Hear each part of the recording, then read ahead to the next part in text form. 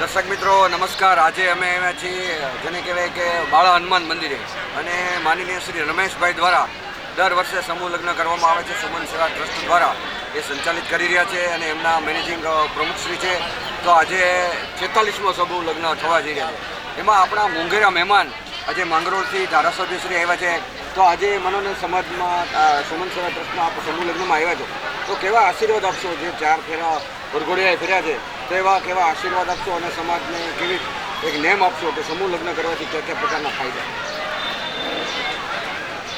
આપણે અમારે સમૂહ લગ્ન છે 44માં સમૂહ લગ્ન છે અને આ 44માં લગ્ન પ્રસંગે ઉપસ્થિત નવદંપતીઓને છે પોતે સુખ સમૃદ્ધિ અને સારું આયુષ્ય ભોગવે એવી આશા સાથે અમે આ વાત તો કરતા જ હોઈએ, પણ સમૂહ લગ્નમાં અમારે જે સમાજમાં છે કે કુરિવાજો છે, ખોટા ખર્ચા ન થાય, પોતાના એ ખર્ચા છે એ બચાવી અને પોતાના બાળકોને એમ કે એને વિદ્યા પાછળ જે ખર્ચ કરે, એના અભ્યાસ પાછળ ખર્ચ કરે અને યુવાનો હોય તો એના પરીક્ષાઓમાં પાસ કરવા માટે જે યુપીએસસી જીપીએસસીની પરીક્ષાઓ છે એનાથી આ તમે આજે અમારો જે ખર્ચ છે ઓછો કરી અને એના બાળકોની પાછળ વાપરે અને એ અમારી નિયમ છે।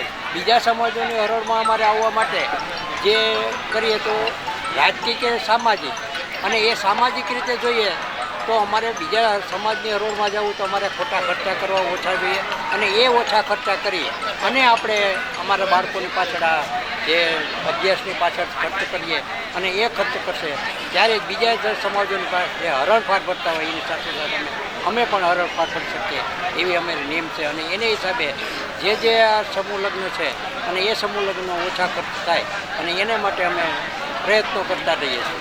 બિલકુલ, આપની ઓળખ આપશો અને મને આજે તમને સંચાલનને કેવું આમ લાગ્યું? આજે તમે આવ્યા હતા અમારે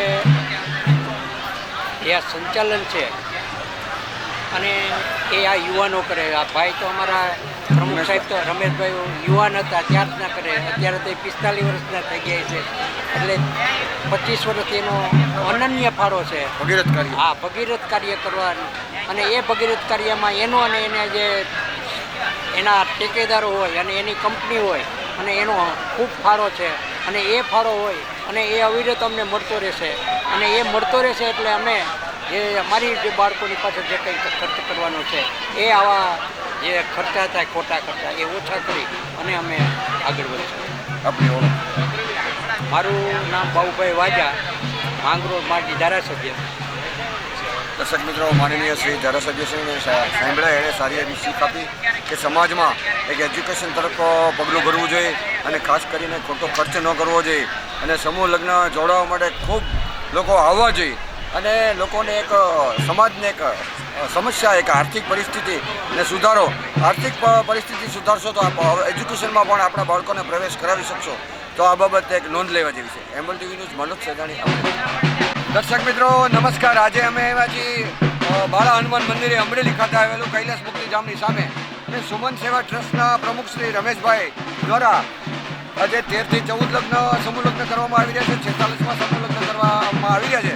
જ્યારે એ યુવાવસ્થામાં હતા ત્યારથી એમણે એક ભગીરથ કાર્ય કરવાનું કામગીરી ચાલી રહ્યું છે। આજે એમની ટીમ ખૂબ સારી એવી કામગીરી કરી રહ્યા છે અને આજે 13 થી 14 સમૂહ લગ્ન કરવા જઈ રહ્યા છે અને ખાસ કરીને 46માં સમૂહ લગ્ન એટલે એક ખૂબ સારી એવી કામગીરી અને એમણે પોતાનું જીવન એમાં અર્પણ કરેલ છે અને સતત ને સતત યુવાનો વિશેની ચિંતા કરતા હોય છે કે ભાઈ કંઈ દીકરાને ભણાવવો હોય કે દીકરીને ભણાવવો હોય તો સાદાઈથી અમે ભણાવી આપીએ છીએ અને મા બાપ વગરની દીકરી હોય તો 1 રૂપિયો લીધા વગર અમને સમૂહ લગ્નમાં કરી આપીએ છીએ। તો એવા વ્યક્તિત્વ, વિશેષ વ્યક્તિત્વ ધરાવતા એવા રમેશભાઈની મુલાકાત લઈ। રમેશભાઈ, આજે સમૂહ લગ્ન થઈ રહ્યા છે તો શું કહેશો આપણે?